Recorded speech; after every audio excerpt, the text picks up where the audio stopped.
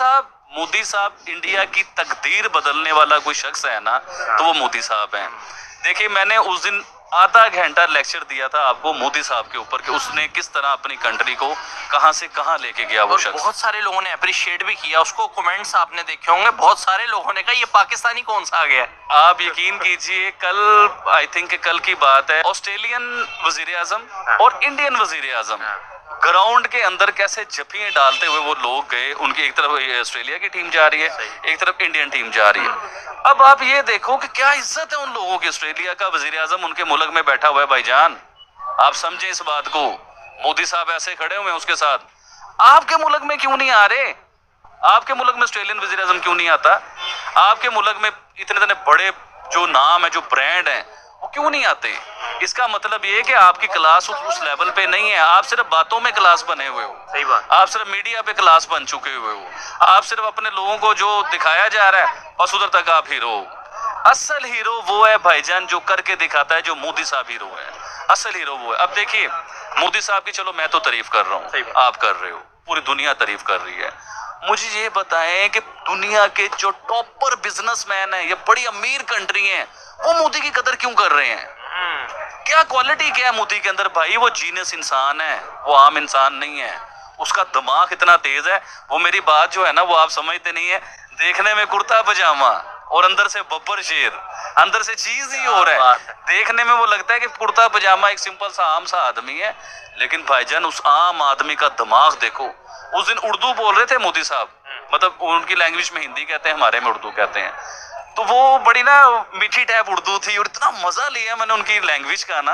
उनका मैं इंटरव्यू सुन रहा था एक मोदी साहब का। तो मोदी साहब ग्रेट मैन, ग्रेट लीडर और ग्रेट पर्सन, और अपने मुल्क के लिए ग्रेट इंसान।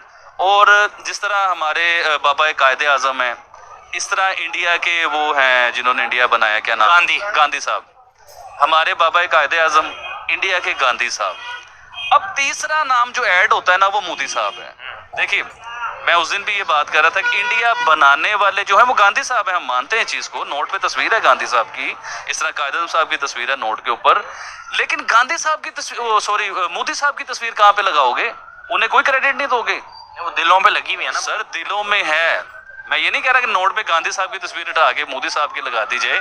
मैं ये चाहता हूं कि मोदी साहब को कोई ऐसा एजाज मिले जो पूरी इंडिया की हिस्ट्री में लोगों को याद रहे। लोगों को पता, यार आप लोग ये देखिए ना कि कुछ इंडियन जो है ना, वो मेरी इस बात को नहीं चला रहे। सही। क्योंकि इंडिया में पार्टी राहुल साहब की पार्टी है, राहुल, एक ही इनकी पार्टी है, कुछ राहुल साहब को लाइक करते हैं। मैं मोदी साहब का क्रेज है, मुझे, मैं क्या करूं? सही बात। मैंने किसी से कुछ लेना थोड़ी ना, मैं किसी से डरता हूं। तो मुझे क्रेज है, मैं किसी से प्यार करता हूं, मुझे कौन रोक सकता है? तो इसलिए मैं स्टडी करता हूं मोदी साहब के ऊपर, मोदी साहब की लाइफ को देखता हूं। मेरी आइडियल पर्सनैलिटी है वो। सही बात। तो मैं उनकी स्टडी करता हूं। अब राहुल साहब जो है ना, मेरी ये बात करनी बनती नहीं है, लेकिन राहुल साहब आपको भी इंडिया से प्यार होना चाहिए। आपके बड़ों ने इंडिया बनाया यार। आप बिल्कुल नहीं जचते उस कुर्सी के ऊपर, आप वजीर आजम के लिए बिल्कुल भी नहीं जचते। तो आपको चाहिए, इखलाकन आपको देखना चाहिए कि गांधी साहब के मुल्क को, आपके बड़ों के मुल्क को ऊपर कौन लेके गया है? उस मुल्क को क्लास किसने बनाया है? आप जो इंडियन दूसरी कंट्रीज में रहते हैं, मैं उनसे ये सवाल करता हूं कि आप लोग ये बताएं कि राहुल गांधी साहब जो हैं वो जचते हैं जरा सा भी सीट के ऊपर या वजीर आजम की सीट के लिए?